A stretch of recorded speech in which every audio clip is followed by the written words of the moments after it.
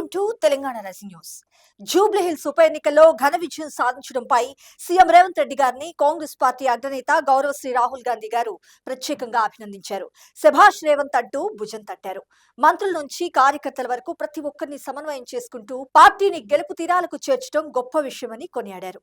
BRS కు పట్టున్న Jubilee hills లో majority సాధించడం పైన సీఎం రేవంత్ రెడ్డి గారు ఆయన బృందానికి కాంగ్రెస్ పార్టీ అగ్రనేత గౌరవశ్రీ రాహుల్ గాంధీ గారు, కేసీ వేణుగోపాల్ గారు శుభాకాంక్షలు తెలిపారు. ఇక్కడ మరొక ముఖ్యమైన అంశం చూసినాం.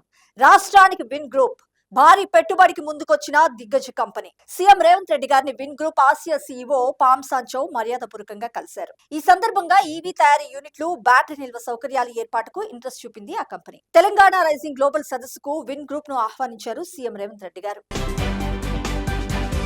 ఇక్కడ మరొక ముఖ్యమైన అంశం చూసినాం. తెలంగాణను 2030 నాటికి దేశ ఏరో ఇంజిన్ రాజధానిగా అభివృద్ధి పరచాలన్నదే తమ ప్రభుత్వ ప్రధాన లక్ష్యమని రాష్ట్ర ఐటీ పరిశ్రమల శాఖ మంత్రి దుద్దిళ్ల శ్రీధర్ బాబు గారు వెల్లడించారు.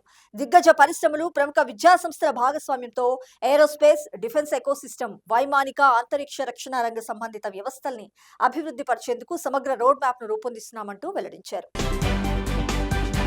ఇక్కడ మరొక ముఖ్యమైన అంశం చూసినాం. గ్రామీణ మహిళలు తయారు చేసే ఉత్పత్తులకు అంతర్జాతీయ మార్కెటింగ్ అవకాశాలు కల్పిస్తూ వారిని గ్లోబల్ మార్కెట్ వైపు తీసుకెళ్తున్నామని మంత్రి సీతక్క గారు పేర్కొన్నారు. స్వయం సహాయక బృందాల రూపంలో సగటు స్త్రీ అస్తిత్వం శక్తివంతమవుతుందని, ఎస్హెచ్జీల భాగస్వామ్యంతో రాష్ట్ర ఆర్థిక వ్యవస్థ కూడా మరింత బలోపేతమవుతుందంటూ స్పష్టం చేశారు మంత్రి సీతక్క గారు. ఇక్కడ మరొక ముఖ్యమైన అంశం చూసినాం. 2 ఏళ్లలో 2 లక్షల మందికి ఉపాధి, పరిశ్రమల అవసరాలకు తగ్గట్టు ఏటీసీ కోర్సులంటూ మంత్రి వివేక్ వెంకటస్వామి గారు వెల్లడించారు. ఐటీఐలను ఏటీసీలుగా అప్గ్రేడ్ చేయడం గొప్ప ముందడుగంటూ పేర్కొన్నారు. ప్రిన్సిపల్స్ అంతా అంకిత భావంతో పనిచేయాలంటూ సూచించారు. ఏటీసీ ప్రిన్సిపల్ ట్రైనింగ్ ప్రోగ్రామ్ కి మంత్రి వివేక్ వెంకటస్వామి గారు హాజరయ్యారు. ఈ సందర్భంగా నిరుద్యోగుల సమస్యలు పరిష్కరించడంలో ఏటీసీలు ముందడుగేస్తున్నాయంటూ తెలిపారు. ఇక్కడ మరొక ముఖ్యమైన అంశం చూసినాం. రాష్ట్రంలోని అటవీ ప్రాంతాల్లో అగ్ని ప్రమాదాలు తగ్గించేందుకు స్థానిక గిరిజనులకు శిక్షణ ఇస్తామని మంత్రి కొండా సురేఖ గారు వెల్లడించారు.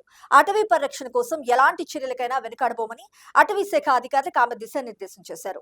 రాష్ట్రంలో ఎకో టూరిజాన్ని డెవలప్ చేసి విదేశీయులను ఆకర్షించేలా ఏర్పాట్లు చేస్తున్నామంటూ తెలిపారు. ఇందుకోసం అటవీ, టూరిజం, పరిశ్రమల శాఖలతో సంయుక్తంగా సమావేశం ఏర్పాటు చేయాలని ఆదేశించారు. ఇక్కడ మరొక ముఖ్యమైన అంశం చూసినాం. అంతర్జాతీయ స్థాయిలో తెలంగాణ రైజింగ్ వేడుకలు 2047 నాటికి అత్యున్నత రాష్ట్రంగా చేసే ప్రణాళిక వచ్చే నెల 8, 9 తేదీల్లో నిర్వహించాలని నిర్ణయం. బ్రాండింగ్ కోసం ప్రముఖులు, సెలబ్రిటీలు, క్రీడాకారులను రప్పించే యోచన. అన్ని రంగాల్లోనూ అభివృద్ధి లక్ష్యంగా రాష్ట్ర ప్రభుత్వం ఇప్పుడు మరొక ప్రతిష్టాత్మక ముందడుగు సిద్ధమైంది. సీఎం రేవంత్ రెడ్డి గారి ఆదేశాల మేరకు రాష్ట్ర ప్రగతిని అంతర్జాతీయ స్థాయిలో ప్రదర్శించేందుకు తెలంగాణ రైజింగ్ 2047 పేరిట భారీ ఉత్సవాలు నిర్వహించాలని ఉన్నతాధికారులు నిర్వహించారు.